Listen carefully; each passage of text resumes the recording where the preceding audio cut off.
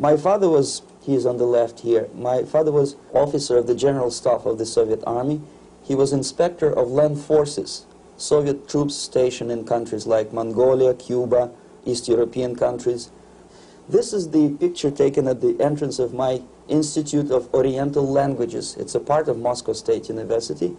As every Soviet student, I was, quote-unquote, volunteering for harvesting grain in Kazakhstan. By the end of my training in school, I was recruited by the KGB. This picture was taken on that day, and you can see again how happy it feels to be recruited by the KGB. Pay special attention to number of bottles on the table. One of my functions was to keep foreign guests permanently intoxicated the moment they land at Moscow airport.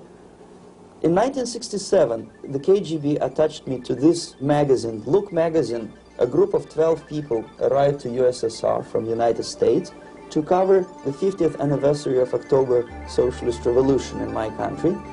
From the first page to the last page, it was a package of lies.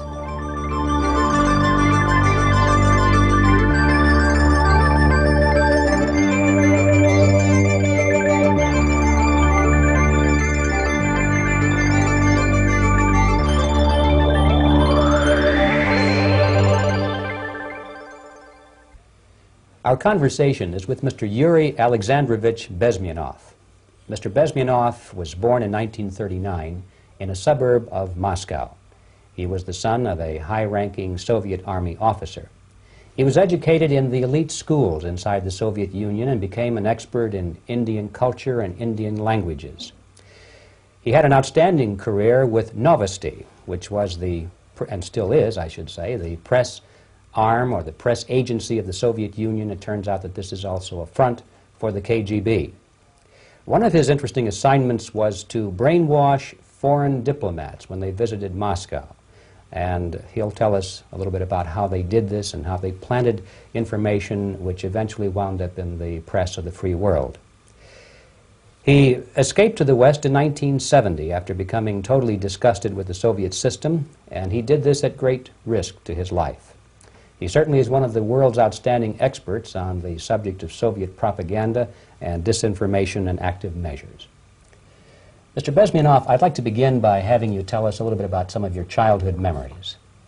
Well, the most vivid memory of my childhood was Second World War, or to be more precise, the end of the Second World War, when all of a sudden United States, from a friendly nation, which helped us to defeat Nazism, turned overnight into a deadly enemy. And it was very shocking because all newspapers were trying to present an image of belligerent, aggressive American imperialism. Most of the things that we were taught is that United States is aggressive power, which is just about to invade our beautiful, free, socialist country, that American CIA is dropping Colorado beetles on our beautiful potato fields to eliminate our crops, and each schoolboy had a picture of Colorado bug on the back page of his notebook, and we were instructed to go into collective fields to search for those little Colorado bugs. Of course we couldn't find any, neither we could find many potatoes, and that was explained again by the encroachments of the decadent imperialist power. The anti-American paranoia, hysteria in the Soviet propaganda was to such of such a higher degree that many less skeptical people or less stubborn would really believe that the United States is just about to invade our beautiful motherland, and some secretly hope that it will come true. That's interesting. Yes. Well, getting back to life inside the Soviet Union or inside communist countries in general, in this country, at the university level primarily, we read and hear that the Soviet system is different from ours, but not that different, and that there is a convergence developing between all of the systems of the world, and that really doesn't make an awful lot of difference what system you live under, because you have corruption and dishonesty and tyranny and all that sort of thing. From your personal experience, what is the difference between life under communism and life in the United States? Well, life is obviously very much different for simple reason that the Soviet Union is a state capitalist economically. It's a state capitalism where an individual has absolutely no rights, no value. His life is nothing. It's just like an insect. He is disposable. Whereby in the United States, even the worst criminal is treated as a human being. He has a fair trial, and some of them capitalize on their crimes. They publish their memoirs in their prisons and get handsomely paid by your crazy publishers. The differences, of course, in the daily life are very various, depending on whom we are talking about. In my own private life, I never suffered from communism simply because I was brought up in a family of high-ranking military officer. Most of the doors were open for me. Most of my expenses were paid by the government, and I never had any troubles with the authorities or with the police. So, in other words, I would say I enjoyed, or I had good reasons to enjoy, all the advantages of so-called socialist system. Mm-hmm. My main motivations to defect had nothing to do with affluence. It was mainly moral indignation, moral protest, rebellion against the inhuman methods of the Soviet system. Well, specifically, what did you object to? I objected, first of all, against oppression of my own dissidents and intellectuals. And that was the most disgusting thing that I witnessed as a young man, young student, who was brought up at a very troublesome period in our history, from Stalin to Khrushchev, from total tyranny and oppression to some kind of liberalization. Second, when I started working for the Soviet embassy in India, to my horror, I discovered that we are millions times more oppressive than any colonial or imperialist power in the history of mankind. That my country brings to India not freedom, progress, and friendship between the nations, but racism, exploitation, and slavery, and of course economical inefficiency to this country. Since I fell in love with India, I developed something which by KGB standards is extremely dangerous thing. It's called split loyalty, when an agent likes a country of assignment more than his own country. I literally fell in love with this beautiful country, a country of great contrasts, but also great humility, great tolerance, and philosophical and intellectual freedoms. My ancestors used to live in caves and eat raw meat when India was a highly civilized nation 6,000 years ago. So obviously the choice was not to the advantage of my own nation. I decided to defect and to entirely dissociate myself from that brutal regime. Mr. Bezmenov, we've read a lot about the concentration camps and the slave labor camps under the Stalin regime. Now the general impression in America is that those things are part of the past. Are they still going on today, or what is the status? Yes. There is no qualitative change in the Soviet concentration camp system. There are changes in numbers of prisoners. Again, this is unreliable Soviet statistics. We don't know how many political prisoners are there in the Soviet concentration camps.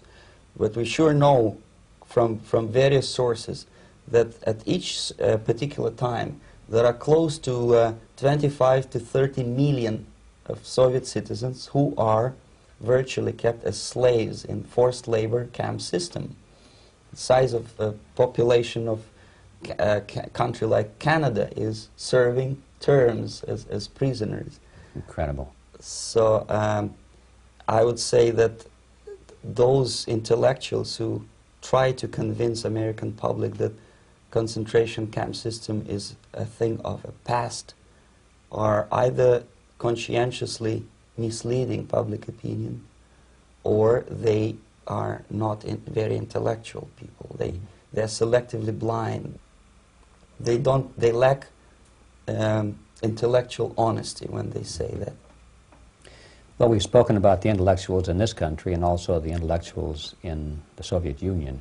What about down at the broad mass level? Do the people in general, the working people, the workers in general in the Soviet Union, do they support the system? Do they tolerate it? What is their attitude? Well, average Soviet citizen, if there is such an animal, of course, does not like the system because it hurts, it kills. He may not understand the reasons, he may not have enough information or educational background to understand. But I doubt very much there are many people who are conscientiously supporting the Soviet system. There are not such people in USSR. Even those who have all the reasons to enjoy socialism, people like myself, who were a member of journalistic elite, they also hate system for different reasons, though. Not because they lack material affluence, but because they are unfree to think, they are in constant fear, duplicity, split personality. And this is the greatest tragedy for my nation. Well, what do you think are the chances of the people actually overcoming their system or replacing it? There is a great possibility that system will sooner or later be destroyed from within. There is a self-destructive mechanism built into any socialist or communist or fascist system, because there is lack of feedback, because the system does not rely upon loyalty of population. But until this Soviet junta is being supported by the Western so-called imperialists, that is, multinational companies, establishments, governments, and, let's face it, intellectuals, so-called academia in the United States is famous for supporting the Soviet system. As long as the Soviet junta will keep on receiving credits, money, technology, grain deals, and political recognition from all these traitors of democracy or freedom, there is no hope, there is not much hope for changes in my country, and the system will not collapse by itself simply because it's being nourished by so-called American imperialism. This is the greatest paradox in history of mankind, when capitalist world supports and actively nourishes its own destroyer, destructor. I think you're trying to tell us something in this country. I'm trying to tell you that it has to be stopped unless you want to end up in Gulag system and enjoy all the advantages of socialist equality, working for free, catching fleas on your body, sleeping on the planks of plywood in Alaska this time, I guess. That's where Americans will belong, unless they will wake up, of course, and force their government to stop aiding Soviet fascism. Well, you told us a moment ago why you left the system. I'd like to hear the details of how you did it. It must have been a very dangerous thing. It was not so dangerous, it was crazy. First of all, because defecting in India is virtually impossible, thanks to very strong pressure from the Soviet government. Excuse me, you were in India on assignment at that time? Yes, I was working for the Soviet embassy in New Delhi as a press officer.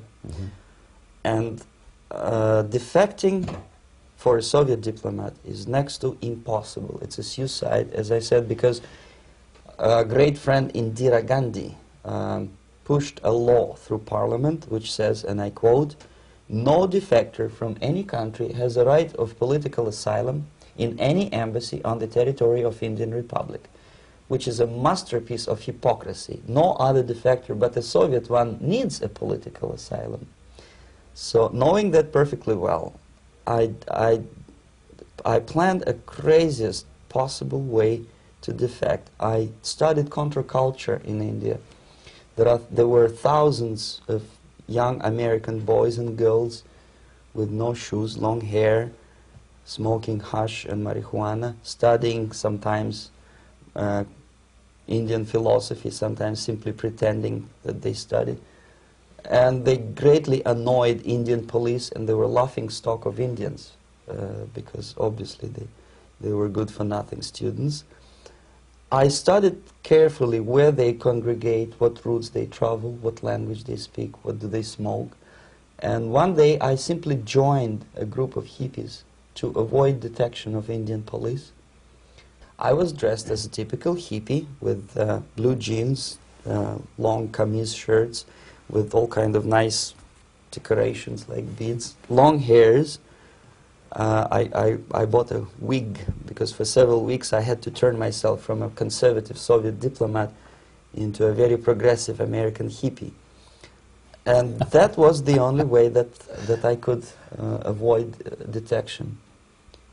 It was very interesting experience, but it was necessary because from my own knowledge as a member of Soviet embassy staff, I knew that there were many cases when Soviet defectors were betrayed by Indian police, and also some Western embassies played a very dirty role in betraying the Soviet defectors.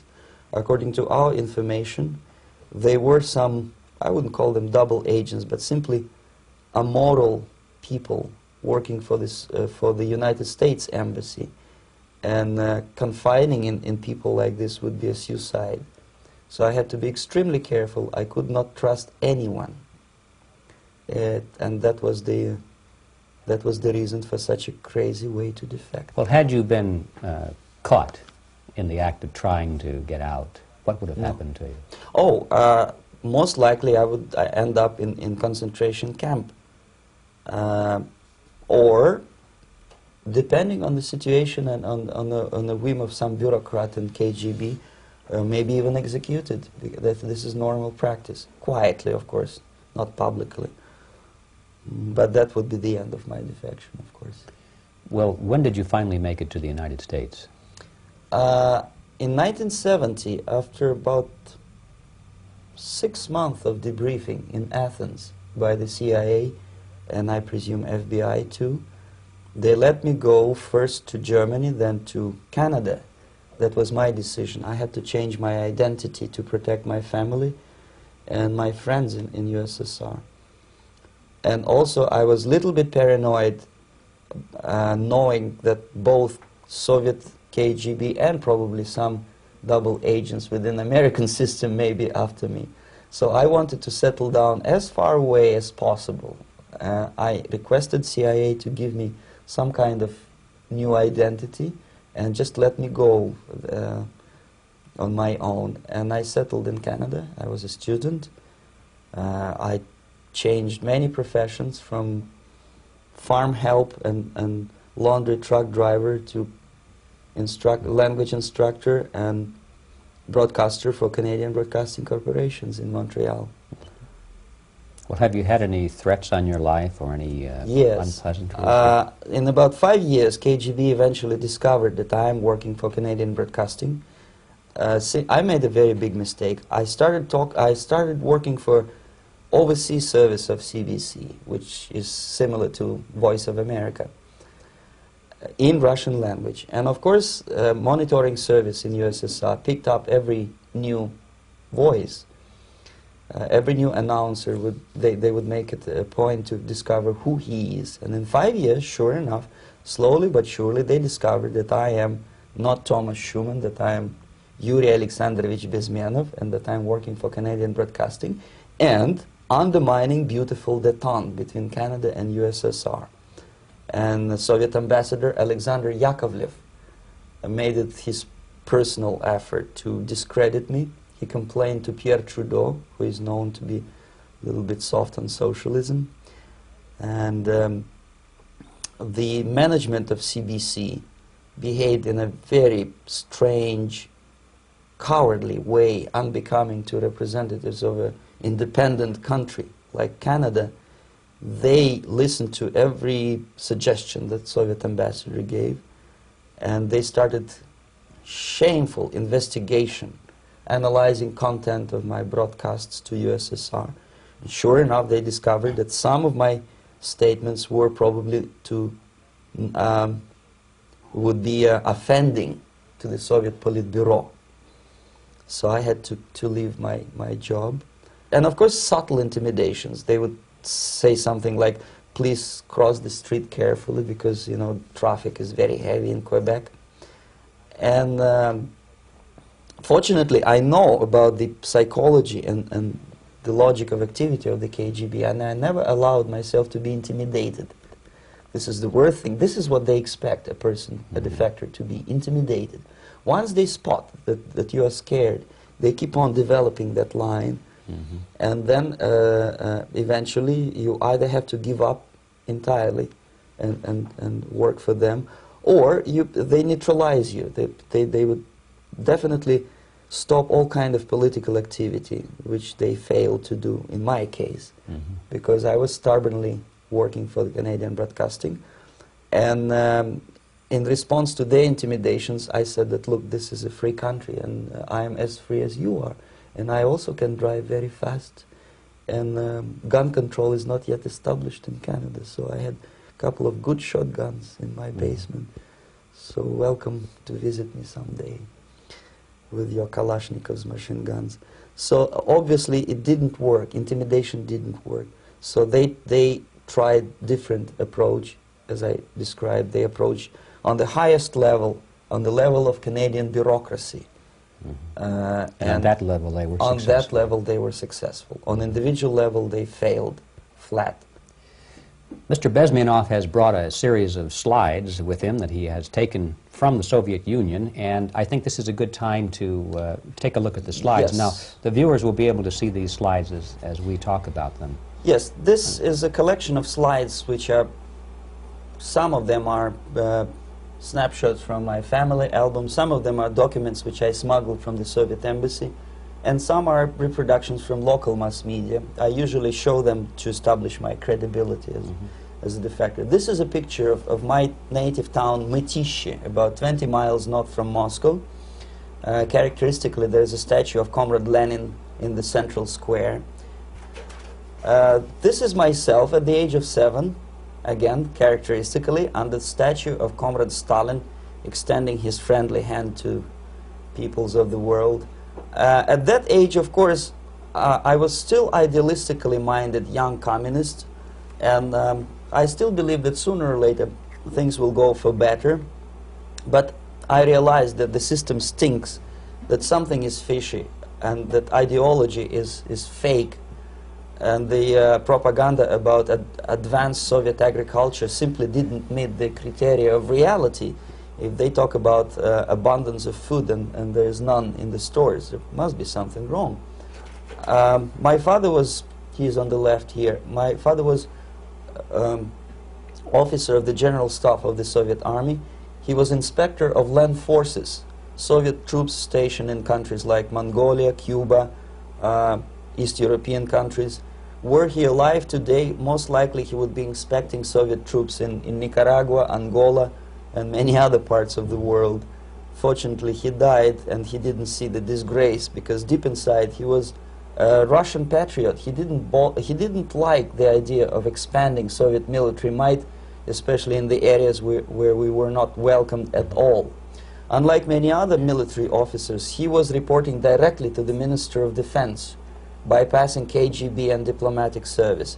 In other words, he was a trusted military professional. And my impression that this type of people are much less hawkish and adventuristic than party bureaucrats in Kremlin. When American mass media describes Soviet military as potentially dangerous counterpart for Pentagon, I simply laugh, because I know better. I know that the most dangerous part of the Soviet power structures are not military at all. Most likely, if they come to power in my country, they'll be more sensible negotiators for nuclear disarmament and withdrawal of the Soviet troops from many parts of the world. But if someone from the party structure or the KGB structure were to give the orders for a military intervention, they have to obey, they yes, would follow. Because they are professional military. But they, you see, the triangle of power and hate in USSR is the party at the top, the party elite, the oligarchy of the party, then the military, and the KGB at the bottom. They hate each other. And the most hated triangle, the most hated corner of the triangle is the Communist Party bureaucrats. They are the most adventuristic, senile megalomaniacs. They can start war, I wouldn't be surprised. Not the military. They know what war is. Yes. At least my father did. This is the picture taken at the entrance of my Institute of Oriental Languages. It's a part of Moscow State University. I graduated in 1963. And I Now, excuse me, which one were you on? I am on the right. You're on the right. And on the left is my my schoolmate Vadim Smirnov, who later was a apparatchik in the Central Committee of the Soviet Union Communist Party. What is an apparatchik? It's a functionary, something like civil service in British Empire. Someone who is never fired from the service. He stays there internally. He may not be promoted too high, but he's a dependable bureaucrat who will stay forever. I studied not only languages, but also history, literature, even music. I'm on this picture, I'm trying to learn how to play Indian musical instrument. I even tried to look like an Indian when I was second-year student. Not bad, really. Yes, actually it was strongly encouraged by the instructors in my school, because the graduates of my school were later on employed as diplomats, foreign journalists, or spies. As every Soviet student, I was quote-unquote volunteering for harvesting grain in Kazakhstan. This is a biggest agricultural blunder of the Soviet government. But I didn't have much choice, of course, because the communist motto borrowed from the Bible says, "Those who do not work shall not eat." And you can see me eating, therefore I was working, and you can see how happy I was about it.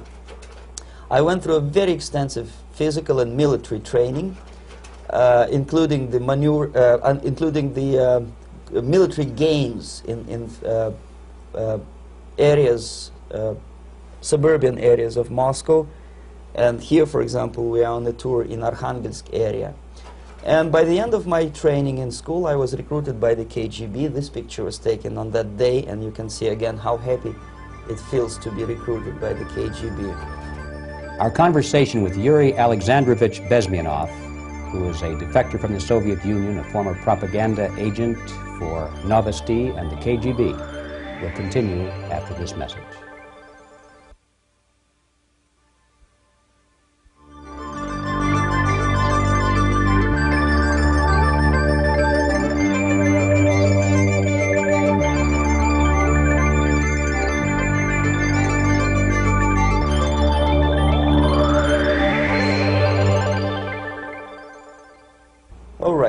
As every student in USSR, I went through very extensive physical and military training and civil defense training too. Unlike in the United States, where civil defense is virtually non-existent, zero. In USSR, every student, whatever his major subject, has to go through very extensive 4-year military and civil defense training. You can see me here with a group of students during one of the war games near Moscow. The main idea, of course, is to prepare a huge reserve army of the USSR. Each student has to graduate as a junior lieutenant. In my case, it was administrative and military intelligence service. My first assignment was to India as a translator with the Soviet Economical Aid Group, building refinery complexes in Bihar state and Gujarat state. At that time, I was still naively, idealistically believing that what I was doing contributes to the understanding and cooperation between the nations. It took me quite a number of years to realize that what we were bringing to India was a new type of colonialism, 1,000 times more oppressive and exploitative than any colonialism or imperialism in history of mankind. But at that time I was still hoping that, well, maybe it's not that bad, could be worse, and things may go for better. And I even tried to implement the beautiful Marxist motto, proletarians of all the countries unite. I tried to unite with a nice Indian girl, and I was fascinated by Indian culture, by the family life in this country. But obviously Communist Party had different plans for my genes, so I had to marry this beautiful Russian girl. In the span of my career, I married 3 times. Most of these marriages were marriages of convenience, on advice from the Department of Personnel. This is normal practice in USSR. When a Soviet citizen is assigned to a foreign job, he has to be married, either to keep family in USSR as hostages, or, if it's a convenience marriage like mine, so that the husband and wife are virtually informers on each other to prevent defection or contamination by decadent imperialist or capitalist ideas. In my case, I hated that girl so much that the moment I landed in Moscow, we were divorced, and I married later, second time. By the end of my first assignment in India, I was promoted to the position of public relation officer. You can see me here translating a speech by a Soviet boss. And you're on the right. I'm on the right here, yes. And it was, the occasion was commissioning of the refinery complex in Bihar, Barauni. Back in Moscow, I was immediately recruited by Novosti Press Agency, which is a propaganda and ideological subversion front for the KGB. 75% of the members of the Novosti are commissioned officers of the KGB. The other 25 are, like myself, co-opted agents who are assigned to specific operations. In this particular case, you can see me talking to students of Lumumba Friendship University in Moscow. This is a huge school under the direct control of the KGB and Central Committee, where future leaders of the so-called national liberation movements are being educated and selected carefully.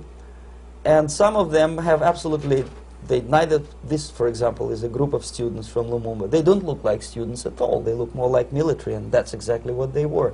They were dispatched back to their countries to be leaders of the so-called national liberation movements, or to be translated into normal human language, leaders of international terrorist groups.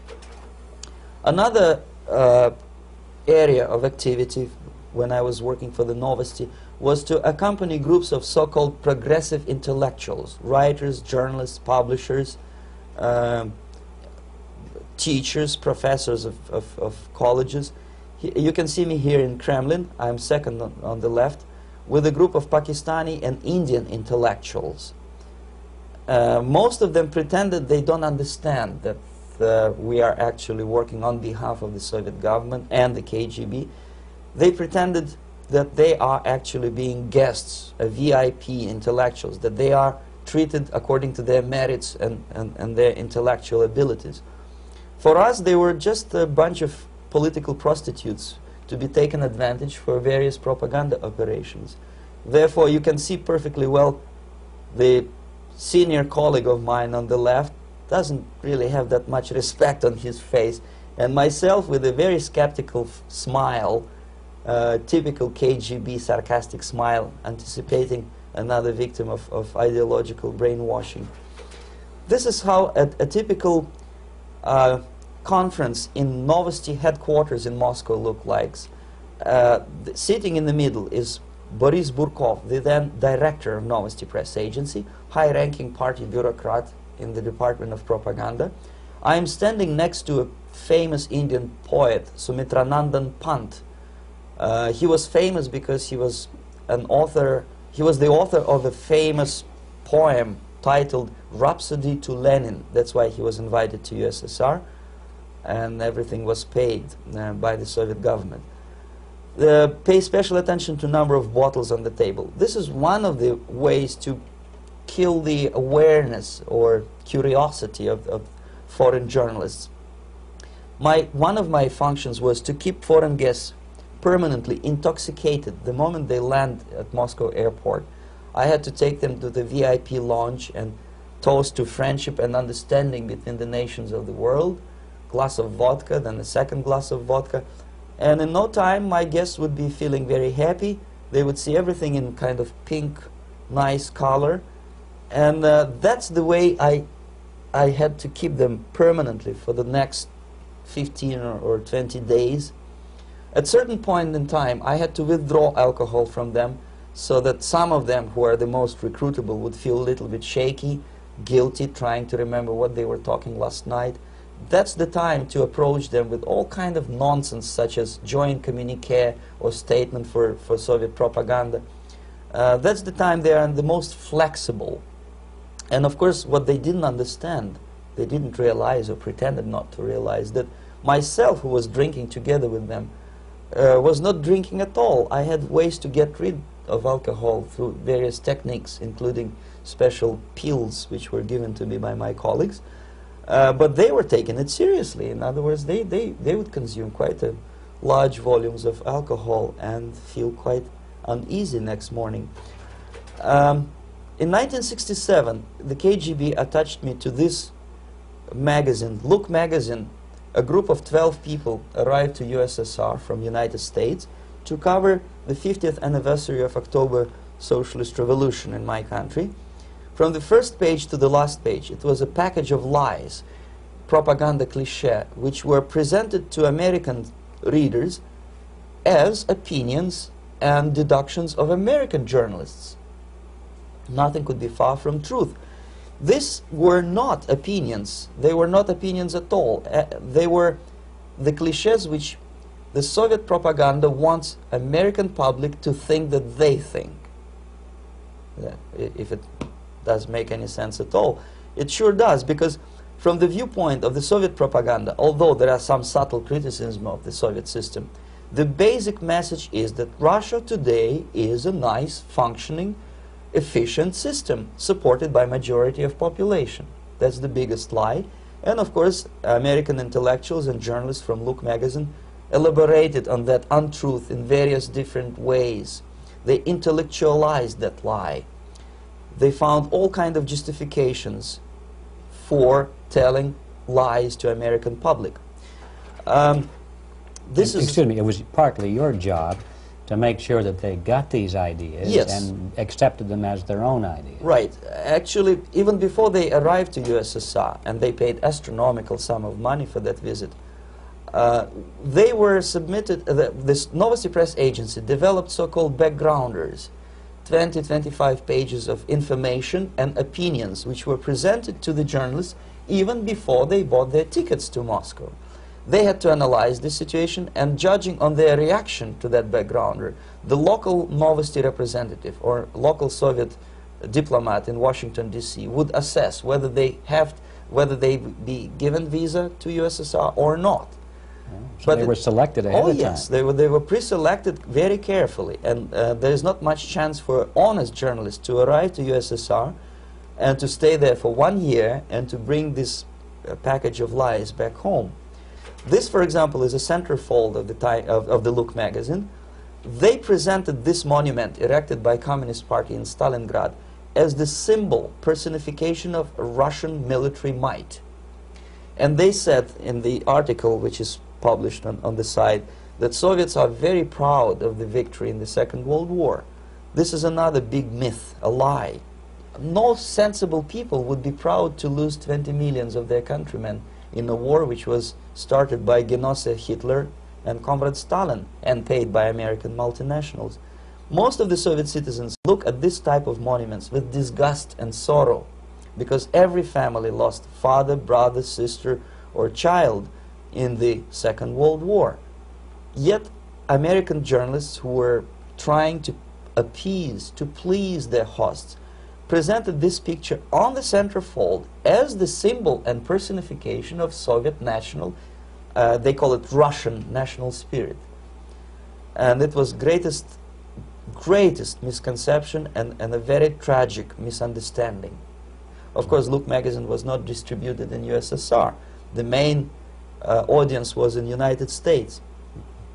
But I presume that many Americans, millions of Americans who were reading Look magazine at that time, had absolutely wrong idea about the sentiments of my nation, about what the Soviets are proud of and what they hate.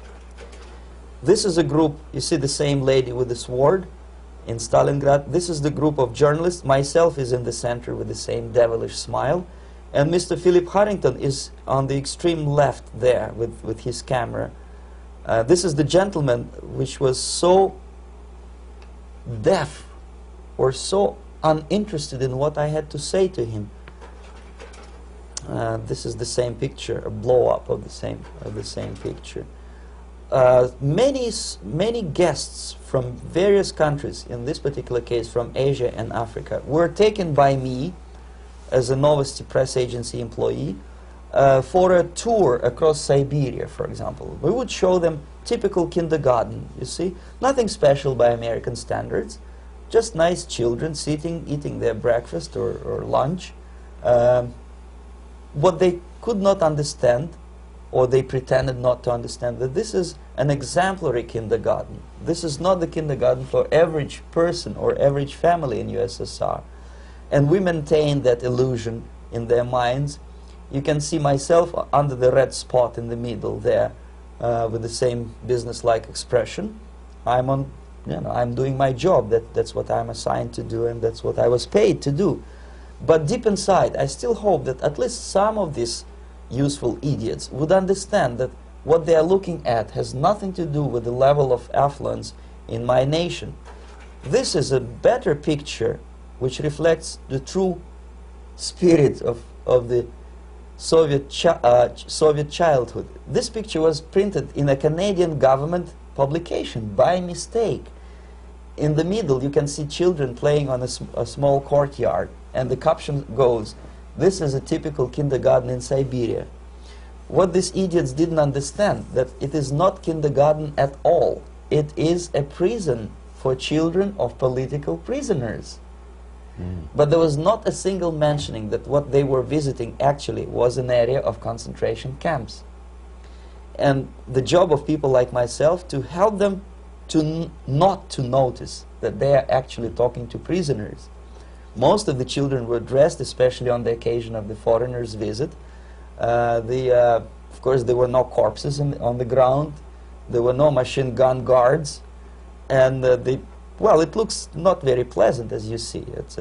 It looks dull, but obviously it does not create an impression that this is actually a prison. Well, did any of the journalists have the curiosity to ask about prisons and that kind of thing? Yes. They were in Siberia. This Yes. is what you associate. Yes, some of them asked questions, and naturally we would give them, for the stupid question, we give them stupid answer. No, there are no prisons in Siberia. No, most of the people who you see are free citizens of USSR. They are very happy to be here, and they are contributing to the glory of the socialist system.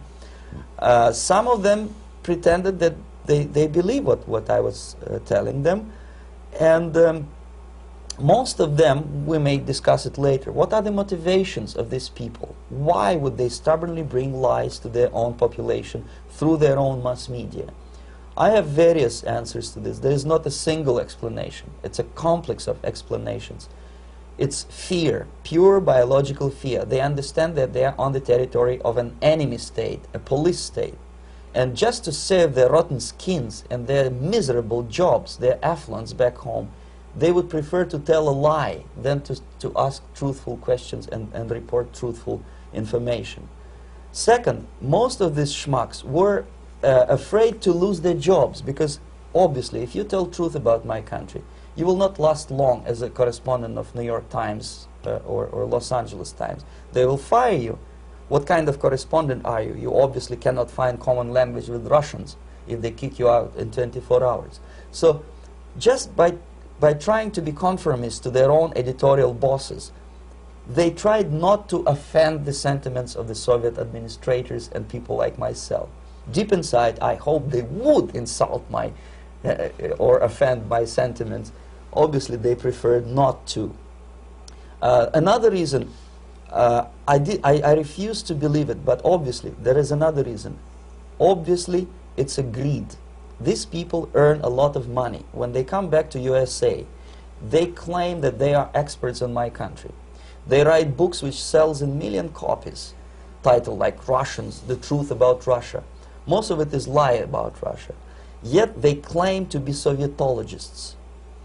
They play back myth about my country, the propaganda cliches. Yet they stubbornly resist the word of truth. If a person like Solzhenitsyn is either defecting or kicked out of USSR, they try all their best to discredit him and to discourage him. I don't have much chance to appear on national network with a true story about my country. But a useful idiot like Hendrik Smith or Robert Kaiser, they are big heroes. They come back from USSR, they say, oh, we were talking to dissidents in Russia.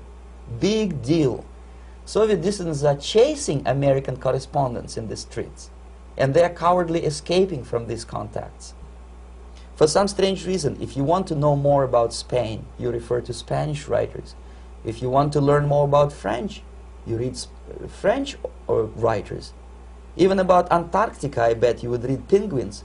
Only about the Soviet Union, for some strange reason, you read Hendricks and Schmendricks and all kind of Kissingers, because they claim that they know more about my country. They know nothing, or next to nothing, or they pretend that they know more than they actually do. I would say they are dishonest people who lack integrity and common sense and intellectual honesty.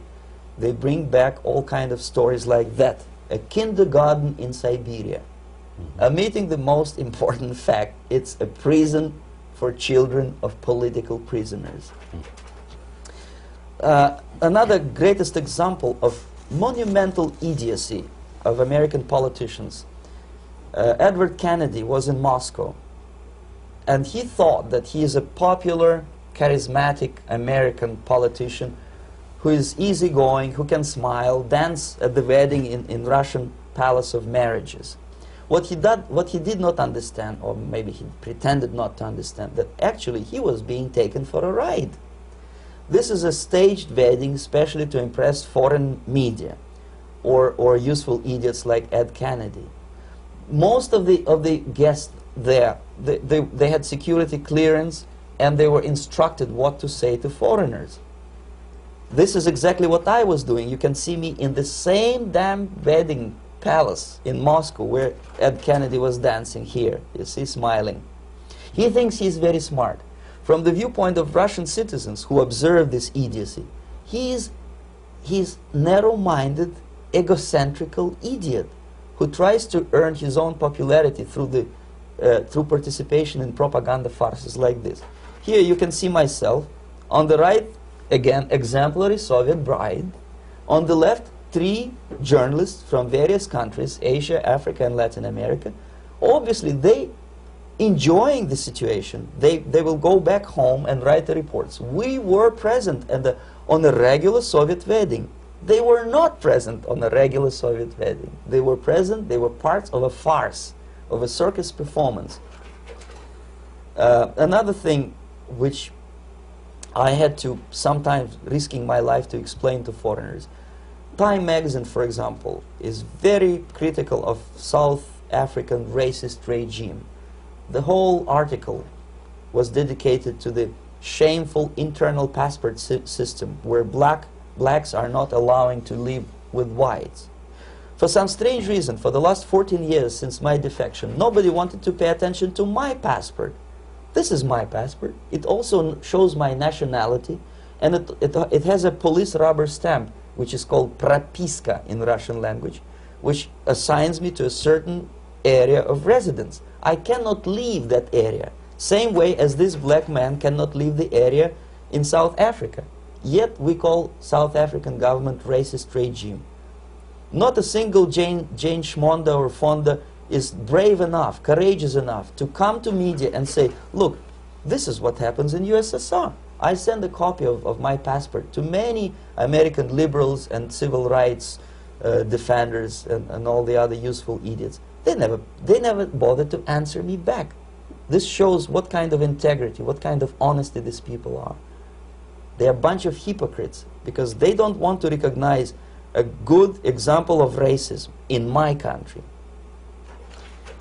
This is the first stage of befriending a professor. You can see myself on the left with the same James Bond smile.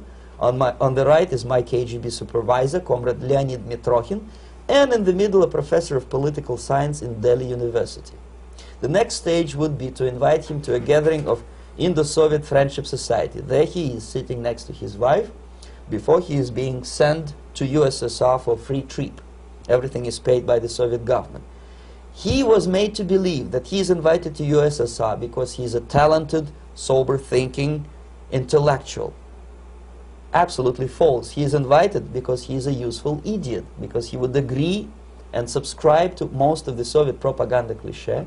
And when he is coming back to his own country, he is going for years and years to teach the beauties of Soviet socialism to newer and newer generations of his students, thus promoting the Soviet propaganda line. The KGB was even curious about this gentleman. It may look innocent. Maharishi Mahesh Yogi, a great spiritual leader, or maybe a great charlatan and crook, depending on from which side you are looking at him. Beatles were trained at his ashram in Hardwar in India how to meditate.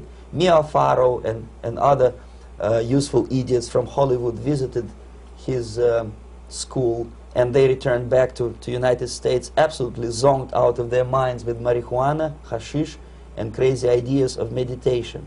To meditate, in other words, to isolate oneself from the current social and political issues of your own country, to get into your own bubble, to forget about troubles of the world. Obviously, KGB was very fascinated with such a beautiful school, such a brainwashing center for stupid Americans. I was dispatched by the KGB to check what kind of VIP Americans attend this school. That's you on the left. Yes, I'm on the left. I was trying to get enrolled in that school. Unfortunately, the Maharishi Mahesh Yogi asked too much. He wanted $500 American for enrollment. But my function was not actually to get enrolled in the school. My function was to discover what kind of people from United States attend this school. And we discovered that, yes, there are some influential members of family, public opinion makers of United States, who come back with the crazy stories about Indian philosophy. Indians themselves look upon them as idiots, useful idiots. To say nothing about KGB, who looked at them as extremely naive, misguided people. Obviously, a VIP, say a wife of a congressman, or a prominent Hollywood personality, after being trained in that school, is much more instrumental in the hands of manipulators of public opinion and KGB than a normal person who understands, who looks through this type of fake religious training. Why would they be more susceptible to manipulation? I just mentioned that because, you see, a person who is too much involved in introspective meditation. You see, if you carefully look what Maharishi Mahesh Yogi is teaching to Americans, is that most of the problems, most of the burning issues of today can be solved simply by meditating. Don't rock the boat. Don't get involved. Just sit down, look at your navel, and meditate. And the things, due to some strange logic, due to cosmic vibration, will settle down by themselves. This is exactly what the KGB and Marxist-Leninist propaganda wants from Americans, to distract their opinion, attention, and mental energy from real issues of the United States into a non-issues, into a non-world, non-existent harmony. Obviously, it's more beneficial for the Soviet aggressors to have a bunch of duped Americans than Americans who are self-conscious, healthy, physically fit, and alert to the reality. Maharishi Mahesh Yogi obviously is not on the payroll of the KGB. But whether he knows it or not, he contributes greatly to demoralization of American society. And he's not the only one. There are hundreds of those gurus who come to your country to capitalize on naivete and stupidity of Americans. It's a fashion. It's a fashion to meditate. It's a fashion not to be involved. So obviously, you can see that if KGB were that curious, if they paid my trip to Hardwar, if they assigned me to that strange job, obviously they were very much fascinated. They were convinced that that type of brainwashing is very efficient and instrumental in demoralization of the United States.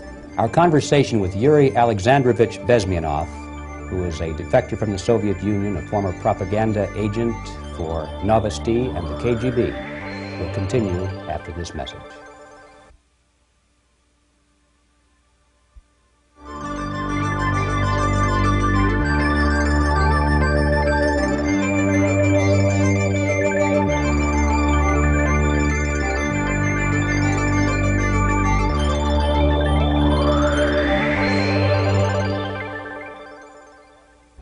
This This picture shows the part of the building of USSR embassy, and my supervisors. On the left is Comrade Mehdi, an Indian communist, and on the right, Comrade Mitrokhin, my supervisors in the secret department of research and counter-propaganda.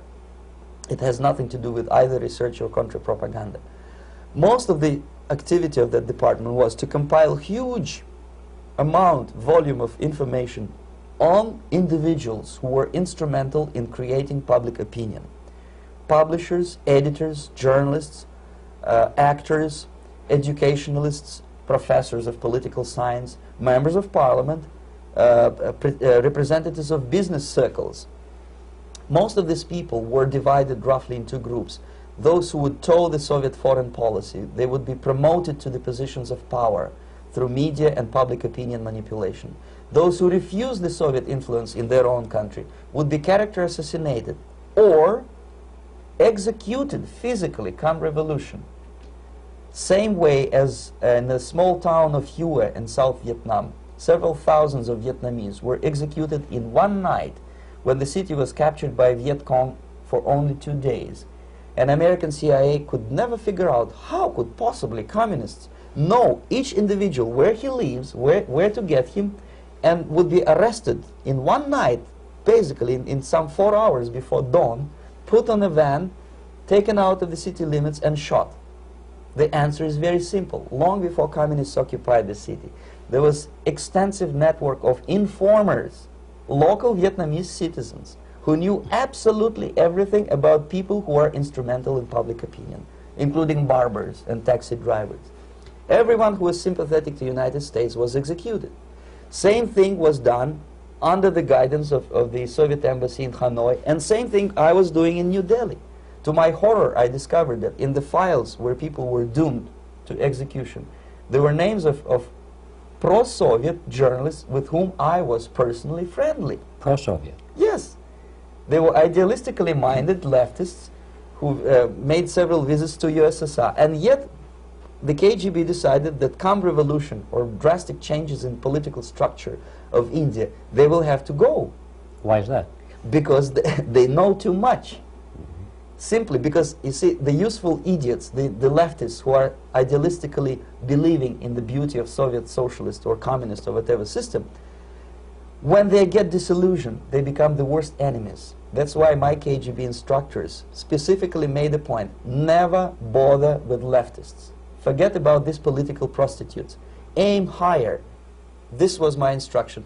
Try to get into large circulation, established conservative media.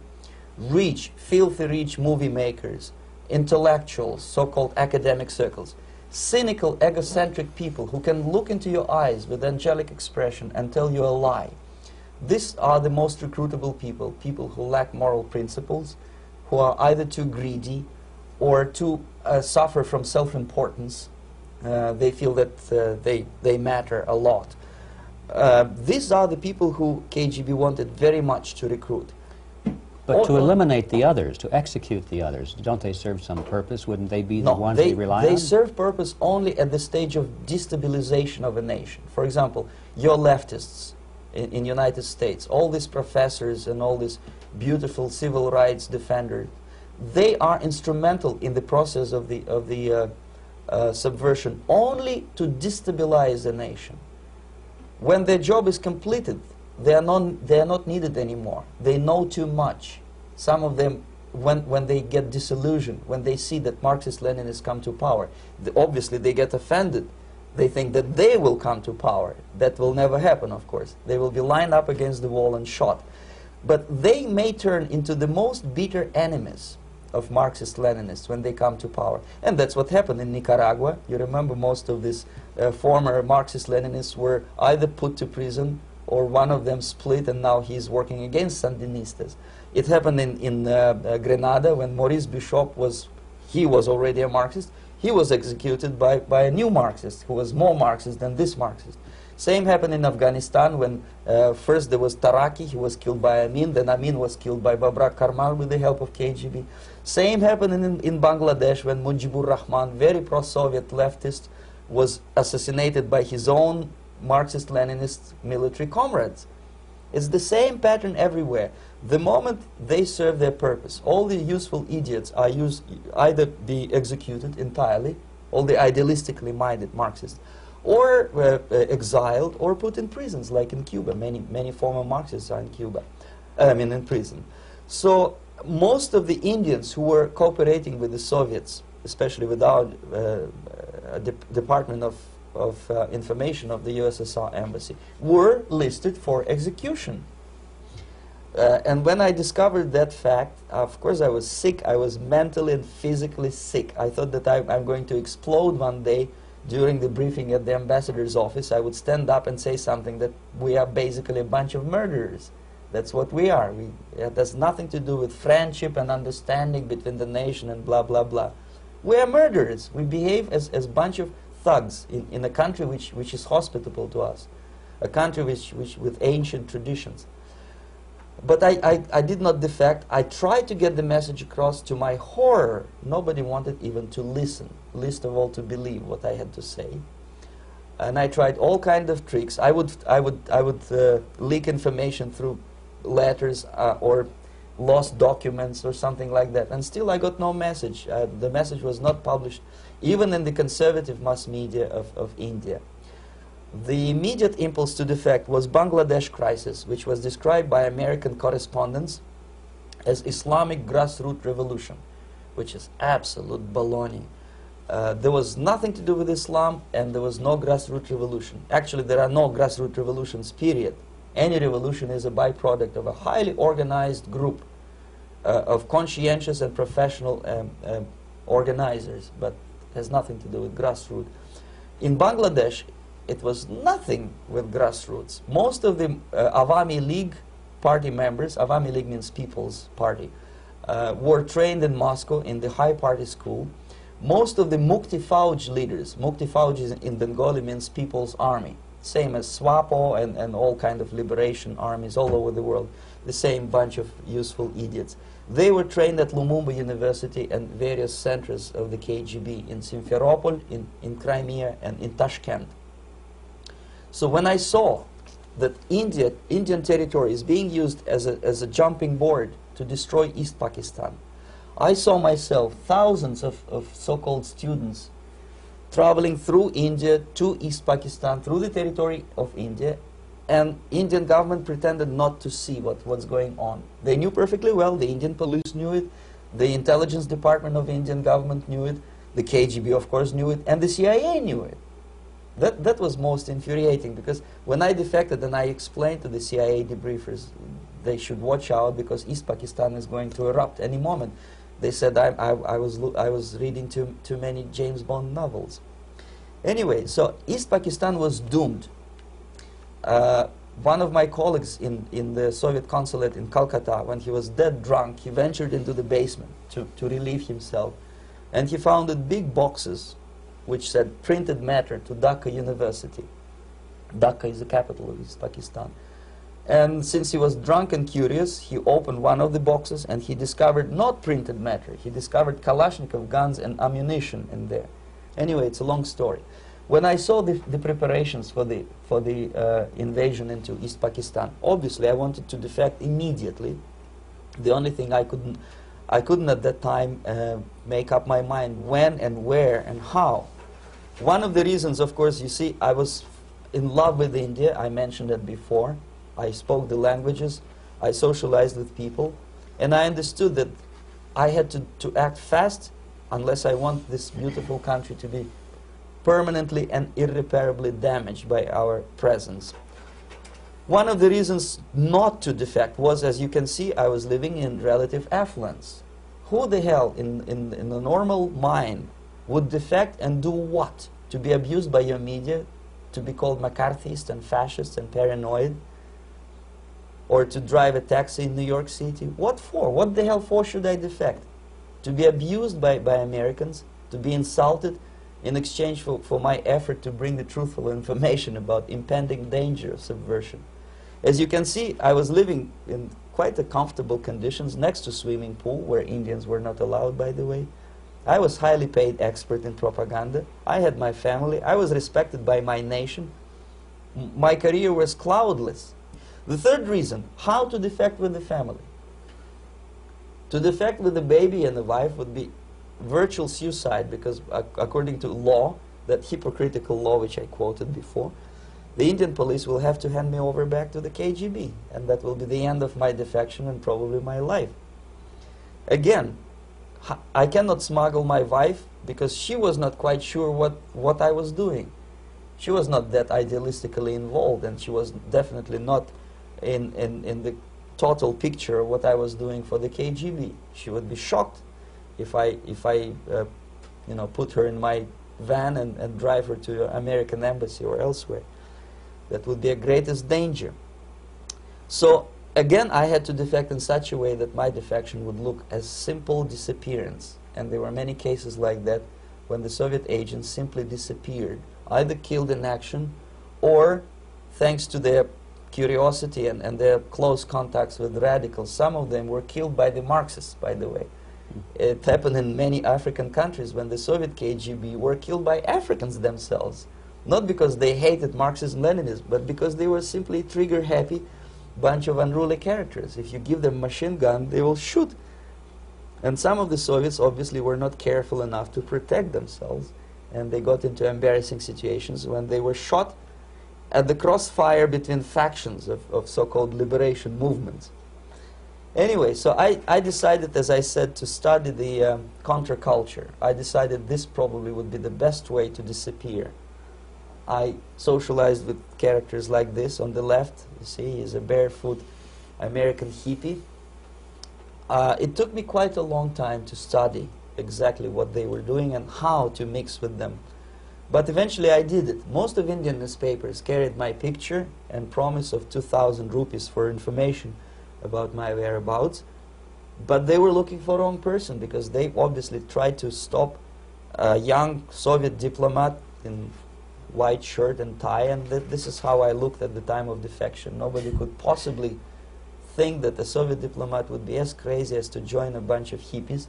That's you. Yes, travel India and smoke hash. So I made it literally almost like a Hollywood-style detective story. From under the nose of the KGB in Bombay airport, I landed the plane and I flew to Greece, where I was debriefed by the CIA.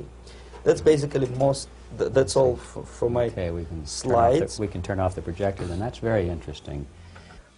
Well, you spoke several times before about ideological subversion. That is a phrase that I'm afraid some Americans don't fully understand. When the Soviets use the phrase ideological subversion, what do they mean by it? Ideological subversion is the process which is legitimate, overt, and open. You can see it with your own eyes. All you have to do, all American mass media has to do, is to unplug their bananas from their ears, open up their eyes, and they can see it. There is no mystery. There is nothing to do with espionage. I know that espionage intelligence gathering looks more romantic. It sells more deodorants through the advertising, probably. That's why your Hollywood producers are so crazy about James Bond type of thrillers. But in reality, the main emphasis of the KGB is not in the area of intelligence at all. According to my opinion and opinion of many defectors of my caliber, only about 15% of time, money, and manpower is spent on espionage as such. The other 85% is a slow process which we call either ideological subversion or active measures, активные мероприятия in the language of the KGB, or psychological warfare. What it basically means is to change the perception of reality of every American to such an extent that despite of the abundance of information, no one is able to come to sensible conclusions in the interests of defending themselves, their families, their community, and their country. It's a great brainwashing process which goes very slow, and it's divided in 4 basic stages. The first one being demoralization. It takes from 15 to 20 years to demoralize a nation. Why that many years? Because this is the minimum number of years which requires to educate 1 generation of students in the country of your enemy. exposed to the ideology of the enemy. In other words, Marxism-Leninism ideology is being pumped into the soft heads of at least 3 generations of American students without being challenged or counterbalanced by the basic values of Americanism, American patriotism. The result you can see. Most of the people who graduated in the 60s, dropouts or half-baked intellectuals, are now occupying the positions of power in the government, civil service, business, mass media, educational system. You are stuck with them. You cannot get rid of them. They are contaminated. They are programmed to think and react to certain stimuli in a certain pattern. You cannot change their mind, even if you expose them to authentic information, even if you prove that white is white and black is black. You still cannot change the basic perception and the logic of behavior. In other words, these people, the process of demoralization is complete and irreversible. To get rid society of these people, you need another 20 or 15 years to educate a new generation of patriotically minded and common sense people who would be acting in favor and in the interests of United States society. And yet these people who've been programmed and, as you say, in place and Yes. who are favorable to an opening with the Soviet concept, these are the very people who would be marked for extermination in this country? Most of them, yes. Simply because the psychological shock when they will see in future what the beautiful society of equality and social justice means in practice, obviously they will revolt. They will be very unhappy, frustrated people. And the Marxist-Leninist regime does not tolerate these people. Obviously they will join the links of dissenters, dissidents. Unlike in present United States, there will be no place for dissent in future Marxist-Leninist America. Here you can get popular like Daniel Ellsberg and filthy rich like Jane Fonda for being dissident, for criticizing your Pentagon. In future, these people will be simply squashed like cockroaches. Nobody is going to pay them nothing for their beautiful, noble ideas of equality. This they don't understand, and it will be a greatest shock for them, of course. The demoralization process in the United States is basically completed already. For the last 25 years. Actually, it's overfulfilled, because demoralization now reaches such areas where previously not even Comrade Andropov and all his experts would even dream of such a tremendous success. Most of it is done by Americans to Americans, thanks to lack of moral standards. As I mentioned before, exposure to true information does not matter anymore. A person who was demoralized is unable to assess true information. The facts tell nothing to him. Even if I shower him with information, with authentic proof, with documents, with pictures, even if I take him by force to the Soviet Union and show him concentration camp, he will refuse to believe it until he is going to receive a kick in his fat bottom. When a military boot crashes his balls, then he will understand, but not before that. That's the tragic of the situation of demoralization. So basically America is stuck with demoralization, and unless, even if you start right now, here, this minute, you start educating new generation of Americans, it will still take you 15 to 20 years to turn the tide of ideological perception of reality back to normalcy and patriotism. The next stage is destabilization. This time, subverter does not care about your ideas and the patterns of your consumption. Whether you eat junk food and get fat and flabby, it doesn't matter anymore. This time, and it takes only from 2 to 5 years to destabilize a nation, what matters is essentials: economy, foreign relations, defense systems. And you can see it quite clearly that in some areas, in such sensitive areas as defense and economy, the influence of Marxist-Leninist ideas in the United States is absolutely fantastic. I could never believe it 14 years ago when I landed in this part of the world that the process will go that fast. The next stage, of course, is crisis. It may take only up to 6 weeks to bring a country to the verge of crisis. You can see it in Central America now. And after crisis, with a violent change of power, structure, and economy, you have so-called the period of normalization. It may last indefinitely. Normalization is a cynical expression borrowed from Soviet propaganda. When the Soviet tanks moved into Czechoslovakia in '68, Comrade Brezhnev said, "Now the situation in brotherly Czechoslovakia is normalized." This is what will happen in the United States if you allow all these schmucks to bring the country to crisis, to promise people all kind of goodies and the paradise on earth, to destabilize your economy, to eliminate the principle of free market competition, and to put a big brother government in Washington, D.C., with benevolent dictators like Walter Mondale, who will promise lots of things, never mind whether the promises are fulfillable or not. He will go to Moscow to kiss the bottoms of new generation of Soviet assassins, never mind. He will create false illusions that the situation is under control. Situation is not under control. Situation is disgustingly out of control. Most of the American politicians, media, and educational system trains another generation of people who think they are living at a peacetime. False.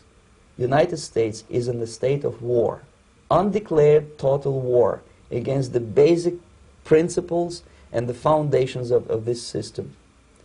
And the initiator of this war is not Comrade Andropov, of course. It's the system. However ridiculous it may sound, the world communist system or the world communist conspiracy, whether I scare some people or not, I don't give a hoot. If you are not scared by now, nothing can scare you. But you don't have to be paranoid about it. What actually happens now, that unlike myself, you have literally several years to live on unless the United States wake up. The time bomb is ticking. With every second, the disaster is coming closer and closer. Unlike myself, you will have nowhere to defect to, unless you want to live in Antarctica with penguins. This is it. This is the last country of freedom and possibility. Okay, so what do we do? What is your recommendation to the American people? Well, the immediate thing that comes to my mind is, of course, there must be a very strong national effort to educate people in the spirit of real patriotism, number one. Number two, to explain them the real danger of socialist, communist, whatever, welfare state, big brother government. If people will fail to grasp the impending danger of that development, nothing ever can help United States. You may kiss goodbye to your freedom, including freedoms to homosexuals, to prison inmate. All these freedoms will vanish, evaporate in 5 seconds, including your precious lives. The second thing, the moment at least part of United States population is convinced that the danger is real, they have to force their government. And I'm not talking about sending letters, signing petitions, and all this beautiful, noble activity. I'm talking about forcing United States government to stop aiding communism.